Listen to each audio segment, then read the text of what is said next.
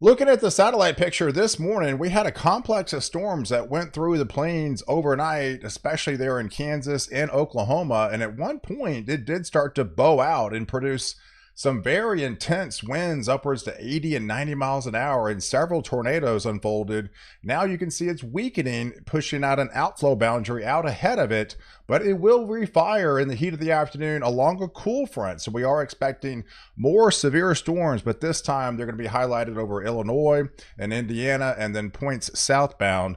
Further south, you can see the convection, which now is Hurricane Eric. It's another storm. This is their fifth one of the season down there in the Pacific, and it is rapidly intensifying and expected to be near hurricane strength this time tomorrow, making landfall in southern Mexico there. So that is a pretty potent system that will leave devastating flooding down there in southern Mexico. While we have a ridge of high pressure that's been dominating much of the west, that's slowly going to be pushing eastbound, and those are going to be really elevating those temperatures throughout the rest of the week, and eventually heading into next week, especially early next week, it will be highlighted over the northeast, bringing some dangerously heat for them.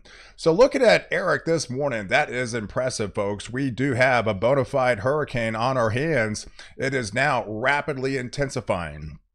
And unfortunately, it's going to be continuing to gain strength all the way into landfall. So wouldn't be surprised if we start to see an eye-like feature at any moment now, because this is definitely having that kind of buzzsaw look to it and rapidly intensifying. And expected latest update is a hurricane, and the latest update from the National Hurricane Center puts it at 110 miles an hour. Potentially some models even have it going into a major hurricane, but nonetheless it's moving northwest around 7 miles an hour and expected to make landfall sometime tomorrow afternoon in southern Mexico, with devastating flooding and torrential rains and of course very high winds. Looking at the rest of the country, here's the overall big picture. So where you see the orange, that is your dominating ridge of high pressure. Sinking air and little to no rain underneath that ridge of high pressure. A lot of heat. Many records have unfolded. Those records will continue to push into New Mexico, West Texas. Even West Texas pushed 110 degrees yesterday.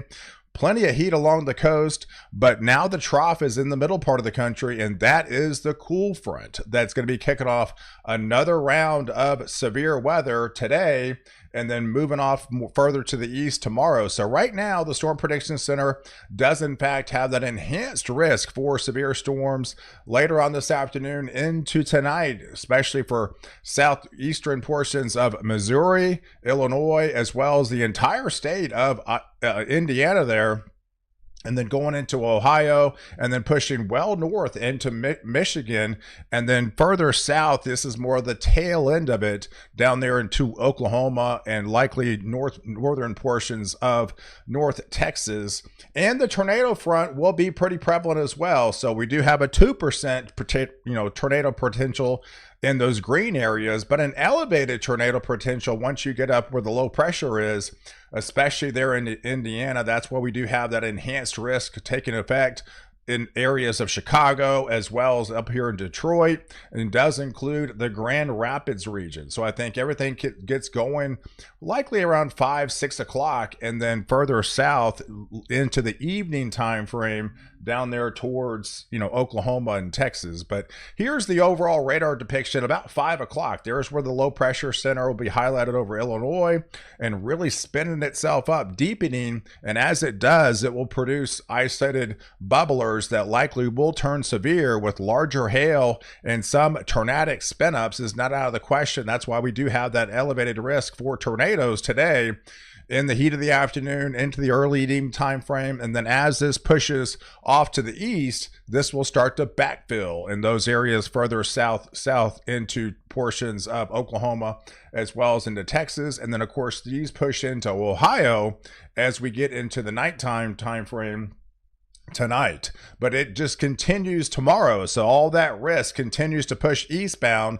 Now it's going to set up shop over the mid-Atlantic as well as into the Northeast, and they will have their own risk for severe storms. This will be during the day on Thursday. So right now we do have a slight risk in place. Wouldn't be surprised if some of this gets bumped up to an enhanced risk, but nonetheless, areas of Virginia, back into North Carolina, getting into the DC region, Baltimore, Philadelphia, New York City, Hartford, Albany, all the way up here into Vermont, New Hampshire, even portions of Maine will get on the severe weather action later into today, tomorrow, and that likely includes even on Friday as we get closer to this event. But Thursday is going to be lit up. So where you see the white, that is the ridge of high pressure. That's the sinking air. That's the heat dome that will eventually kind of take over a good part of the U.S. as it slowly builds and expands all throughout the week. The weakness of the ridge and where it's not there yet is where you're going to see the rain, and that's mainly highlighted over a good part of the southeast as well as much of the east coast where they do have that severe threat. And that's why even Maine has that severe weather threat, because this area of low pressure lifts all the way up into southern Canada, and there's the remnants, there's the moisture feed of Eric there, even pushing into southern portions of Texas with some moisture from the tropical type entity. And then of course all the heavy rain that Eric's going to unload across southern Mexico. But it has been busy, folks. I mean, it's been off to a record-setting year with on the tornado front. This is your tornado warning event count as of right now, and you can see most of the National Weather Service's offices have been extremely busy, right? Especially there in Oklahoma. You seem to get every single system in Oklahoma City and Tulsa. They've already produced 166 tornado warnings. Just incredible. And we're not even halfway done with the year, right? So that gives you an idea how busy it has been. And we still have a whole second half left, and they could see some more tonight as well. So, but there's the ridge of high pressure. By the time we hit Friday, it's over a good part of the country. This is called a ring of fire. This is like typical once you go into Friday. And ironically, it's the first day of summer, right? It's the longest day of the year. It's the longest daylight of the year, 14 hours and 20 minutes of daylight. So it doesn't get any more, lighter, longer throughout the year. It is the longest day, and it's going to start off feeling every bit like summer out there with that heat dome really taking a shape. So a lot of these areas likely will be getting their hottest temperatures of the season so far. Even Denver looks to be at 100 degrees on Friday. But of course, with the heat dome further south, the storm's got to go somewhere, and it's going well north, and they have an elevated risk for severe weather already. And this is places like in the Dakotas, well up into Canada, folks, into Minnesota, as well as into Wisconsin. This is kind of the bullseye area because everything else will be hot and dry. So everything's forced north of the ridge and that ring of fire type setup. And those will be some big time hell producers, especially with all heat, that south wind pulling all those elevated temperatures aloft that will mix in with some of the colder air and produce some of those bigger time hell events. And there's the setup on the jet stream, right? So underneath, you've got all the sinking air with the ridge of high pressure building and expanding, and the ridge just lifts further north. So this is a setup you typically see this time of year, and it's already kind of starting as the ridge will start to lock in heading into this weekend. And then look on the surface map, yes, all that sinking air, you got the remnants of what was Eric down there in Mexico kind of wringing itself out with the precipitation, but everything's over the top, right? Far extreme portions of the Pacific Northwest, Canada, much of the northern plains, the high plains, and well north into the areas of Maine as well, even on the day on Saturday. But there's the temperatures as we head into Tuesday. Yeah, finally that trough will be building in out west. So as the ridge moves out, we'll have a pretty significant trough move in from the west that will push that heat dome further east.